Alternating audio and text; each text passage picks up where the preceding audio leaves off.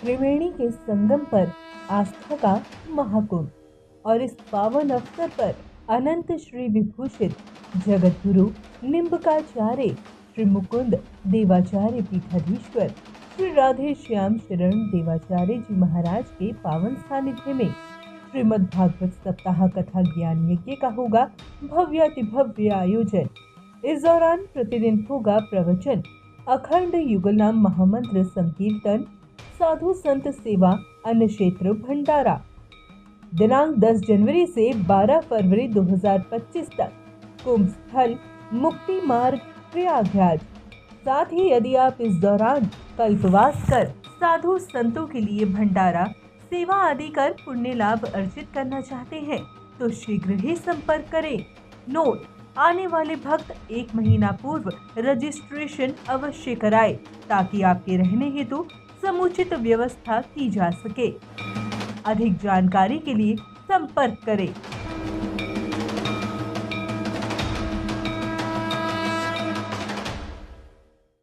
भगवान रामचंद्र जी के चरित्र के विषय में कहा तो श्रीमान सुखदेव जी ने कहा तूने मार्कंडेय ऋषि से भरपूर कथा सुन रखी है। पृथ्वी पर बड़े बड़े उपद्रव होने लगे। पृथ्वी देवी घबरा करके अपने बेटे ब्रह्मा जी के पास गए। ब्रह्मा जी समस्त देवताओं साथ लेकर के भगवान पास क्षीर सागर गए। भगवान कृष्ण और बलराम के रूप में प्रकट हुए और गोकुल में प्रकट हुए, वृंदावन आए, मथुरा कंस को मारा, द्वारका गए, रणभूमि कुरुक्षेत्र की रणभूमि कराई। 125 वर्ष अवस्था में दीपधाम चले गए। श्री वृंदावन बिहारी लाल की जय। श्रीमान सुखदेव जी ध्यानस्थ होने वाले थे। श्रीमान परीक्षित जी ने सोचा यदि गुरु जी ध्यानस्थ हो तो इनकी ध्यान मुद्रा टूटना असंभव है, उससे पहले रोकना, चरण पकड़ लेते हैं। श्रीमान परीक्षित जी ने सुखदेव जी के चरण पकड़े, नेत्र बंद होने वाले तो खोल दिया। क्यों भैया, क्या बात है? आपने कहा कथतु वंश विस्तारो भवता सोम सूर्यो राज्ञाम चौहे वंश्यानाम चरितम परमाद्भुतम। भगवान आपने हमको चंद्रवंश और सूर्यवंश के बड़े बड़े प्रतापी राजाओं के चरित्रों का वर्णन करके सुनाया, लेकिन लिखा है कथतु वंश विस्तारो भवता सोम सूर्यो। 9वें सन में 24 अध्याय, तो 13 अध्याय में सूर्यवंश के चरित्रों, सूर्यवंश के बड़े बड़े प्रतापी राजाओं का वर्णन प्राप्त होता है। और 11 अध्यायों में चंद्रवर्ष के बड़े प्रतापी राजाओं का वर्णन, सूर्यवंश में श्री राम और चंद्रवंश में श्री कृष्ण का 2 श्लोकों में वर्णन कर सुना दिया। प्रभु देखिए, चंद्र सूर्यों का है, कतो वंश विस्तारो होता। सोम, सोम कहते हैं चंद्रमा को, आप सूर्य तो जानते हैं गुरु, लेकिन गुरुजी ने ऐसा नहीं पढ़ाया। गुरुजी ने सुनाया है 9वें स्कंद में पहले सूर्यवंश का चरित्र, फिर चंद्रवंश का चरित्र। चला जी क्या कहते हैं, आपने हमको सुनाया सोम सूर्यो, सूर्य सोमयो कहने में कोई छंदोभंग नहीं होता, लेकिन नहीं, जो श्रेष्ठ होता है, एक व्याकरण 3 प्रकार बातें होती है। एक सूत्र के प्रणेता हैं भगवान पाणिनि जी, पाणिनि कात्यायन और पतंजलि। उसमें जो कमी रह गई वार्तिक के द्वारा श्रीमान कात्यायन जी ने ठीक किया, उसमें भी कमी रह गई तो शेषावतार श्री पतंजलि ने महाभाष्य की रचना करके परिपूर्ण किया। अभ्यर्थितम से एक सूत्र है व्याकरण, वो क्या कहता है, जो बड़ा शब्द होता है उसको पूर्ण प्रयोग होता है। तो सोम बड़ा है कि चंद्र बड़ा है? सोम बड़ा है अर्थात चंद्र बड़ा है कि सूर्य बड़ा है? अब ऐसे गणना करिए। ब्रह्मा जी के पुत्र होते हैं कश्यप जी, कश्यप जी को होते हैं सूर्य, ब्रह्मा कश्यप सूर्य हुए ना। अब ब्रह्मा जी इधर, अब ब्रह्मा जी के बाद होते हैं अत्रि जी, अत्रि जी के बाल होते हैं ब्रह्मा जी, कश्यप जी सूर्य होते हैं। अब ब्रह्मा जी उसको और होते हैं, फिर अत्रि होते हैं, अत्रि के बाद चंद्रमा होते हैं। चौथी खाड़ी में सूर्य, तीसरी खाड़ी में चंद्रमा आते हैं और चौथी खाड़ी में सूर्य आते हैं। व्यतिक्रम हो रहा है हमसे अभी। तो काका बड़ा होता है कि भतीजा बड़ा होता है? तो काका के वंश में चंद्रमा होते हैं और भतीजा के वंश में सूर्य होते हैं। इसीलिए व्याकरण का जो सूत्र है अव्याहृतम च, उस सूत्र के द्वारा श्रेष्ठ शब्द का पूर्ण प्रयोग हो गया। जैसे कृष्णार्जुन होता है, अर्जुन कृष्ण क्यों नहीं हुआ? अर्जुन यहाँ अल्पाक्षतरम करके, छोटे को पहले, बड़े को पहले, छोटे को कृष्ण अर्जुन। राम कृष्ण कहते हैं, कृष्ण नाम नहीं कहते। राम का अवतार पहले, कृष्ण अवतार पीछे। इसी प्रकार से अभैरतम के द्वारा सोम सूर्य और सोम का पहले प्रयोग आएगा। देखिए बच्चा है, वो गया पढ़ने के लिए गुरु जी के यहाँ। गुरु जी ने पहले गया, से लवन चूस दिया खाने के लिए। बच्चे को तक मन लगे, कहा देखो ओ आ ई ऊ याद करना, कल सुनाना। गया घर पे, मम्मी ने कहा पढ़ा। गुरु जी ने क्या कह दिया, रटा ओ आ ई ऊ। ऐसा नहीं, ऊ ई आ ओ, ऐसा अभ्यास किया। विद्यालय गया, उनका अभ्यास कहाँ किया? बोलो, आपने कल गुरु जी पढ़ाया था हमको, किया ओ ई आ ओ, ऐसा आपने पढ़ाया था। वो यहाँ स्थिति हो रही। गुरु जी ने पहले सूर्य व्रत फिर चंद्र व्रत। अचला जी ने कहा हमको आपने पहले चंद्र व्रत सुनाया फिर सूर्य व्रत सुनाया। देखिए जिनसे मैंने भागवती कथा पढ़ी थी, पंडित प्रौढ़ श्री नथेला जी महाराज, वो बता रहे थे, बहुत पुरानी बात है ये, 65-70 ईस्वी की बात। कलाला एक बार भारत में अनबन हो गई। हमारे गणेश बड़े, हमारे कृष्ण बड़े, हमारे हनुमान बड़े, हमारे शीतला बड़ी। तो होते हो बातें लोअर कोर्ट, अपर court, high court, supreme court, निर्णय नहीं हो पाया। राजा, तत्कालीन राजा अकबर उनके पास पहुंचा। सभी धर्म के एक बुलाए गए। अकबर ने कहा सुनो भाई, हम हिंदू धर्म से ज़्यादा जानकारी नहीं रखते, आप अपने अपने इष्ट की एक फोटो दो और संक्षेप में उनका परिचय दो। सुनते हैं? सबों ने किया कि देवी की उपासना करने वाले देवी जी की छोटी सी मूर्ति संक्षेप में दिया, राम जी की, हनुमान जी की, कृष्ण भगवान की, गणेश जी की, शीतला की, जितने उपासक दिया। उसने अपने कमरा में राज कर दिया। बीरबल को साथ लिया, कह दिया था अमुक दिन आना, निर्णय सुनाऊंगा। ये कौन है? शीतला देवी। ये क्या करती हैं? नंगी चतुर्भुजी, हाथ में तलवार गधा के ऊपर बैठी है। अरे हाँ, इनकी आराधना उपासना करते लोग। अच्छा, ये कौन है? ये गणेश बाबा है, सब कुछ करने में प्रवीण है। सवारी चूहा। ये कौन है? भगवान शंकर। हाथ में क्या है? त्रिशूल। कुछ कर सकते हैं इससे? बैल इनका वाहन है।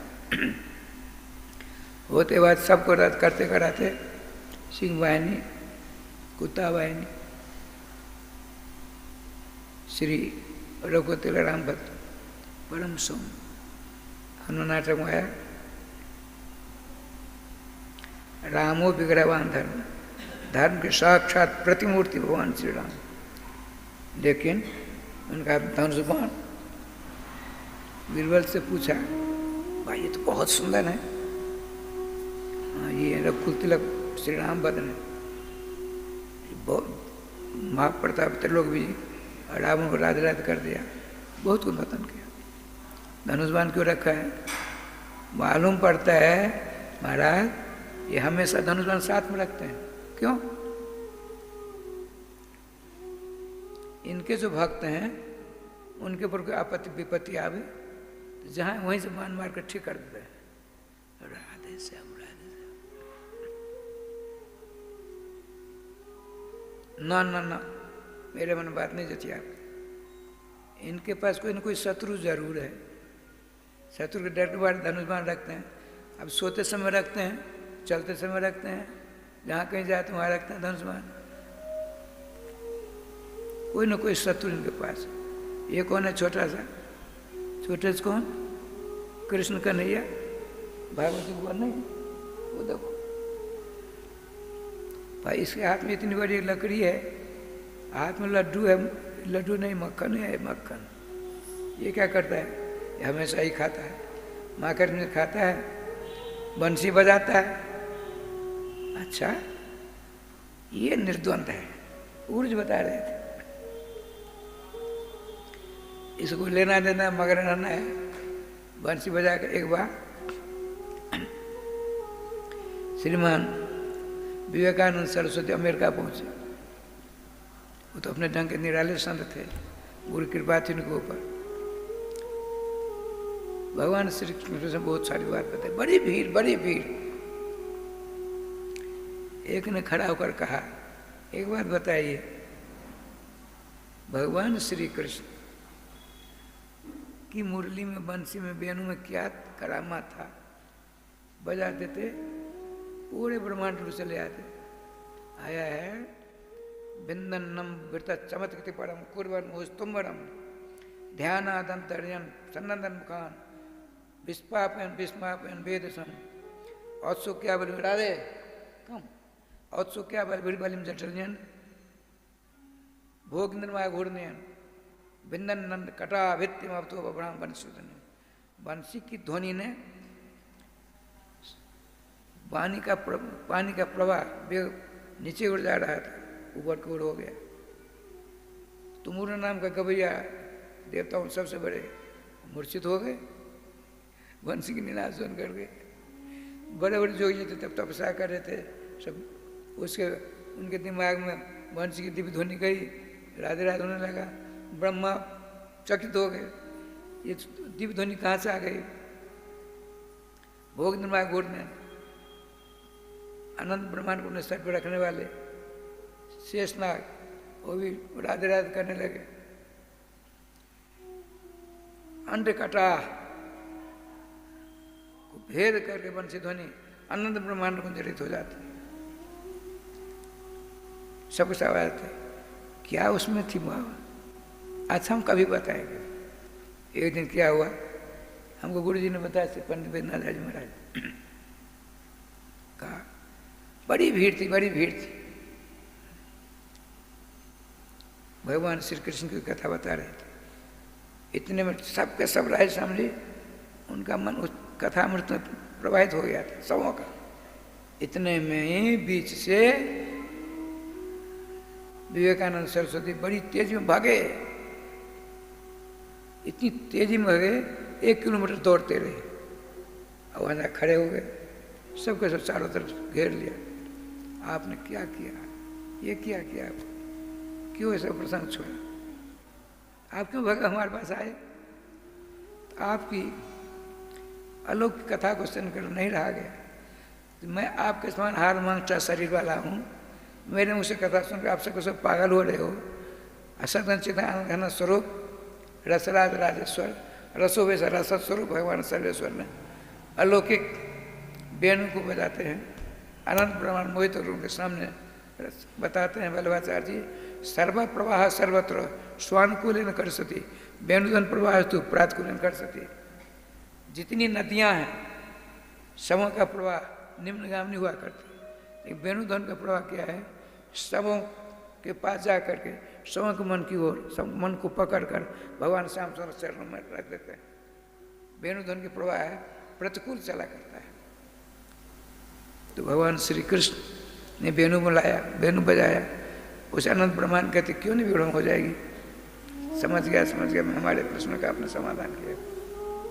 कहने का तात्पर्य है राम जी, श्याम सुंदर का विधान से क्या लीला होती?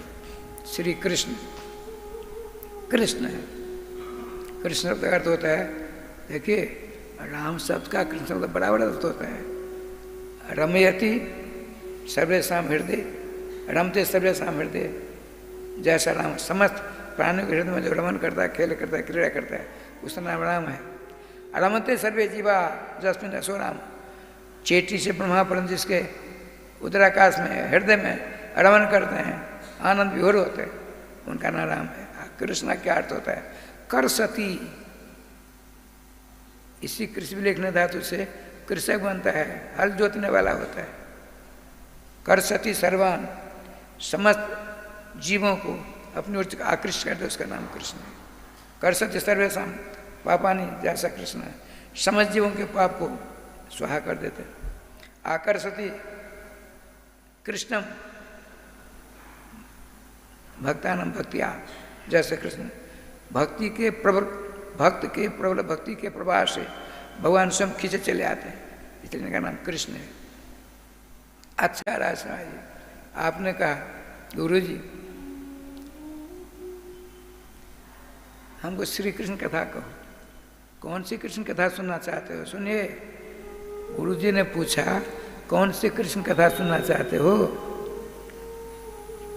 क्यों भगवान वृंदावन बहुत से कृष्ण हैं, सुना दूं? देखिए रसों का सिद्धांत है, एक ब्रज में रहने वाले कृष्ण का याद चढ़ाते हैं, एक वृंदावन में रहने वाले कृष्ण है, एक निकुंज में रहने वाले कृष्ण है, एक निवृत्त निकुंज में रहने वाला कृष्ण है, एक मोहन महल में रहने वाले कृष्ण है, एक मथुरा में रहने वाले कृष्ण है, वृंदावन बाहर जाने वाले कृष्ण है। श्रीमान सुखदेव जी कहते हैं, राजन परीक्षित कौन से श्री कृष्ण कथा सुनना चाहते बता दो। आप क्या करने सो सुनिए। जदोर से भगवान भूतात्मा विस्वभावना कृतवान जान कर्माणी तान वदन विस्तरा। हे भगवान ज्यादा उरुवन से, देखिए शास्त्र का मंत्र में आता है, राधे श्याम ब्राह्मणोस्म वासुत बाहुराजन्य कृता उरुतत जस्म से पद्या घुमरु सुदूर। भगवान श्री श्याम सुंदर के राधे,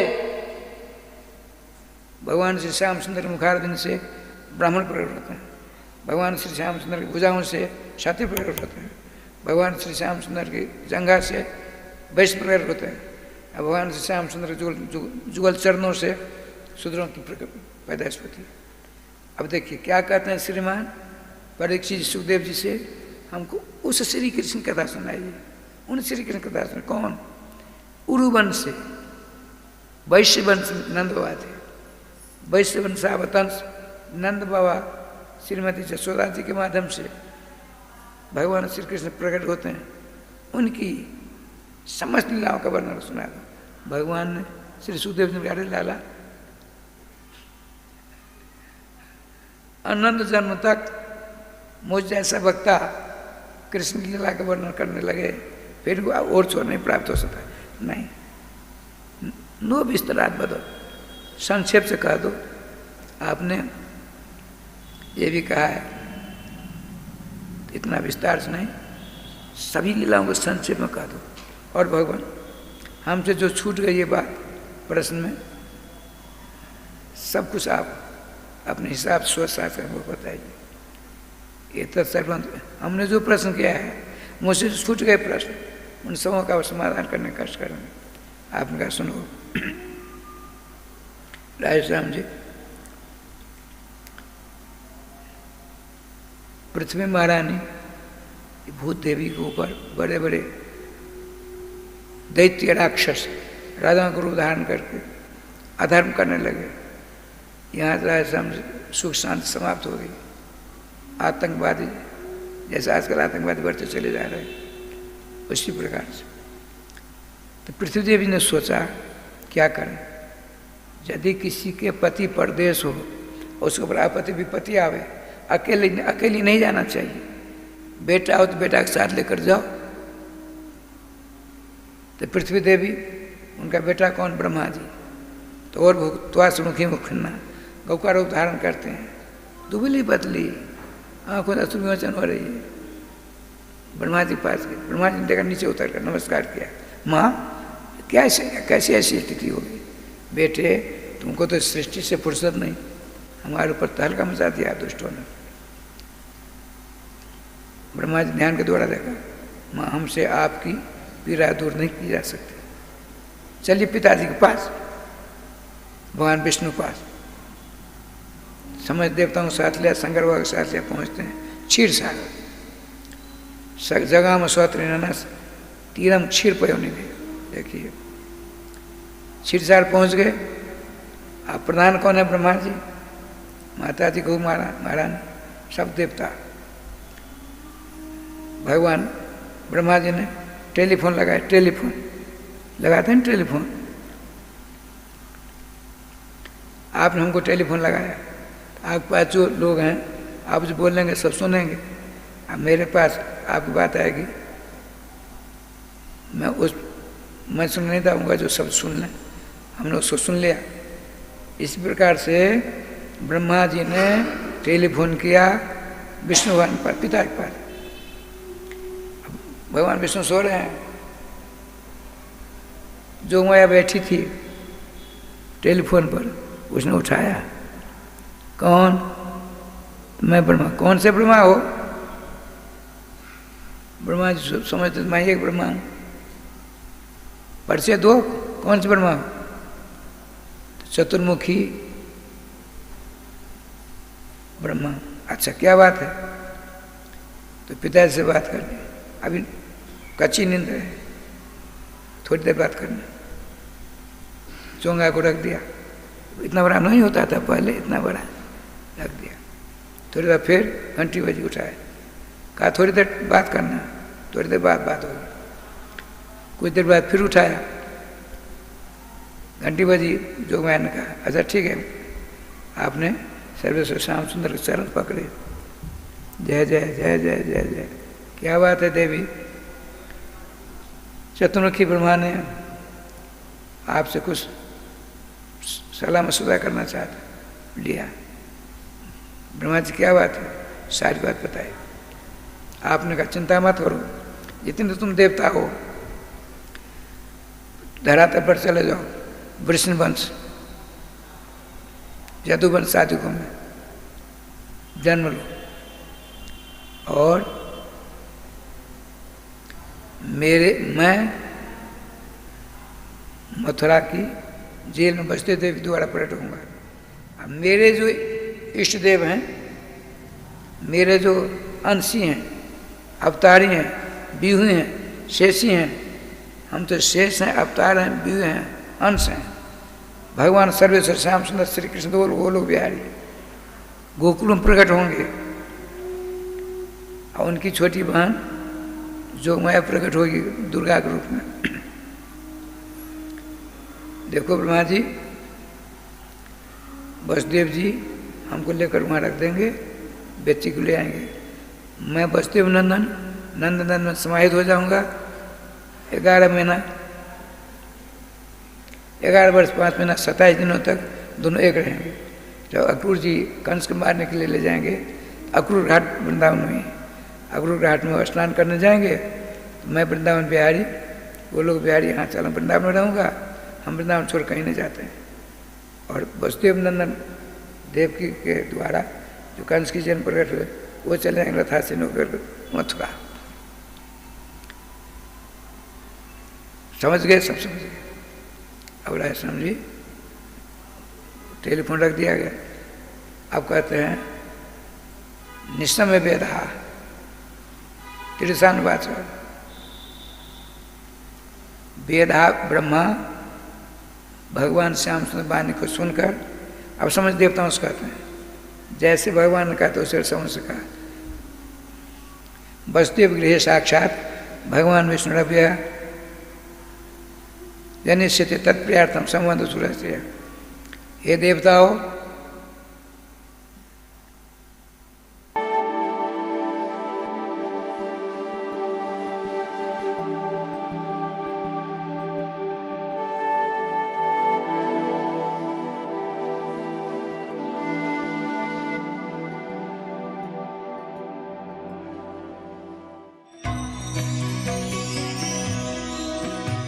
परम पावन श्री वृंदावन धाम की भूमि पर परम पूज्य सदगुरुदेव भगवान द्वाराचार्य जगत गुरु निम्बारकाचार्य श्री मुकुंद देवाचार्य पीठाधीश्वर श्री राधेश्याम शरण देवाचार्य जी महाराज के मार्गदर्शन में विश्व प्रसिद्ध भगवान श्री कृष्ण की नगरी श्री धाम वृंदावन परिक्रमा मार्ग मिथिला कुंज आश्रम में निरंतर 24 घंटे अखंड श्री युगल नाम महामंत्र संकीर्तन 30 वर्षों से चल रहा है और अखंड अहर्निश 24 घंटे सदा श्री धाम वृंदावन में मिथिला कुंज में चलता रहेगा।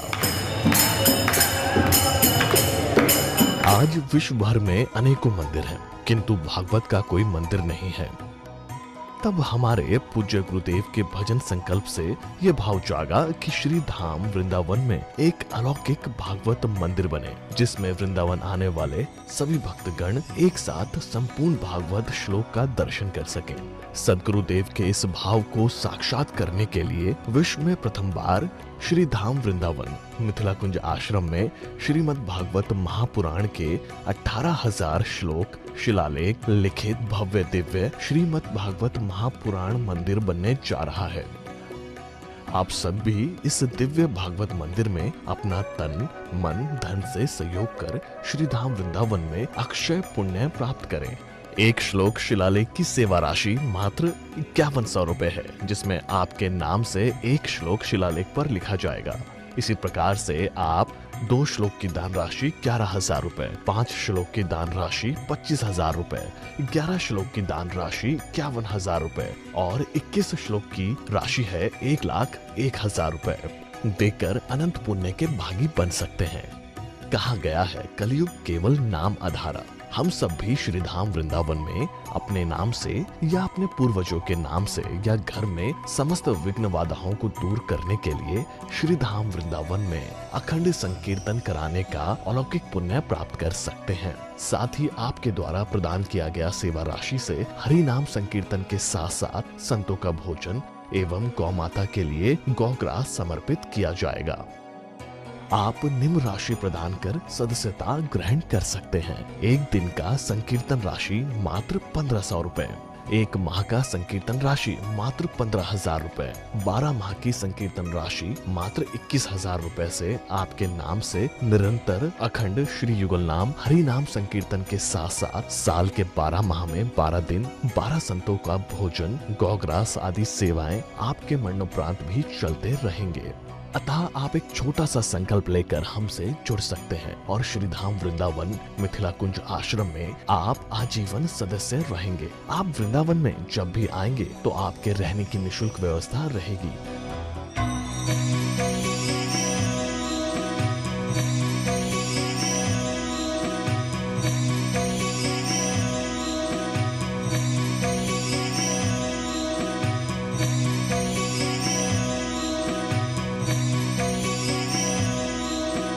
ये संस्था 80G के अंतर्गत कर मुक्त है, जिसके द्वारा आप अपने दान पर टैक्स की छूट प्राप्त कर सकते हैं।